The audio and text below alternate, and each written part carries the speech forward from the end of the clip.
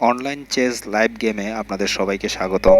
আজকে লিচেসে একটি ম্যাচ খেলবো। প্রথমে আমার আমি মুভ করব D4 E4 সরি, সে মুভ করেছে E5। আমি আমার নাইট ডেভেলপ করেছি, সেও তার নাইট ডেভেলপ করেছে। আমি আরেকটি নাইট ডেভেলপ করলাম, সেও আরেকটি নাইট ডেভেলপ করলো এবং আমি এবার ডি পনটিকে মুভ করব ভাবছি। হ্যাঁ, আমি D4 মুভ করেছি, ডি ডি ডি ফাইলের পন মুভ করেছি, 2 ধাপ এগিয়ে দিয়েছি। তো একই সাথে চ্যালেঞ্জ জানিয়েছি তার পনকে, দেখা যাক সে কি করে। সে তার নাইট দ্বারা আমার পনটি ক্যাপচার করেছে, আমি আমার নাইট দ্বারা তার নাইটকে ক্যাপচার করব। সে আমার পন ক্যাপচার করেছে, আমি কুইন দ্বারা তার পনকে ক্যাপচার করব। এবার সে আমার কুইনকে অ্যাটাক করেছে একটি পন দ্বারা। আমি আমার কুইনকে সেভ করব প্রথমে, তারপরে অন্য কিছু ভাববো, কারণ প্রথমে সেফটি প্রয়োজন। তো যাই হোক, আমি আমার কুইনকে সেভ করলাম। এবার তার মুভ দেখুন। আসলে লিচেস ওয়েবসাইটে যারা খেলে তারা খুব ভালো প্লেয়ারই হয় বেশিরভাগ। যাই হোক, সে তার কুইনের সামনের পনটি মুভ করেছে ডি ফাইলের। আমিও আরেকটি পন দ্বারা আমার ই ফাইলের পনটিকে সাপোর্ট দিলাম। সে তার সাদা বিশপ দ্বারা আমার কুইনকে অ্যাটাক করেছে। আমি আমার কুইনকে সরিয়ে নিলাম, একই সাথে তাকে একটি চেক দিলাম। তো দেখা যাক সে কি করে। আমার পরিকল্পনা হচ্ছে, হ্যাঁ, সে কুইন দিয়ে কুইনকে চ্যালেঞ্জ করেছে। আমি তার কুইন ক্যাপচার করে নিব এই মুহূর্তে, কারণ আমি মনে করি এটাই আমার জন্য ভালো হবে। তো যাই হোক, আমি কুইন ক্যাপচার করেছি, সে তার সাদা বিশপ দিয়ে আমার কুইন ক্যাপচার করে নিয়েছে।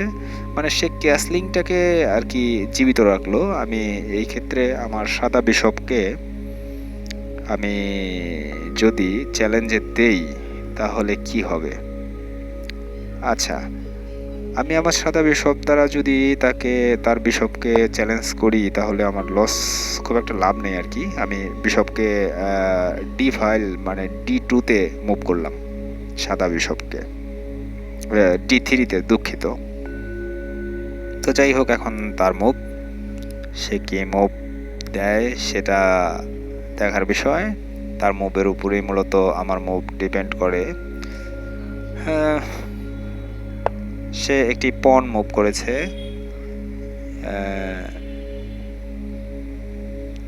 জি ফাইল থেকে একটি পন মুভ করেছে সে।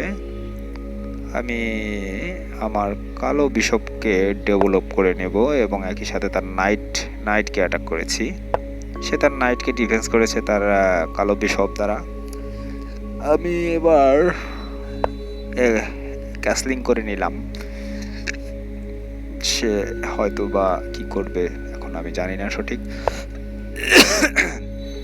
হ্যাঁ, সে তার একটি পন মুভ করেছে। আমি তার পনটিকে ক্যাপচার করতেই পারি, কেননা আমার এখানে প্রোটেকশন আছে।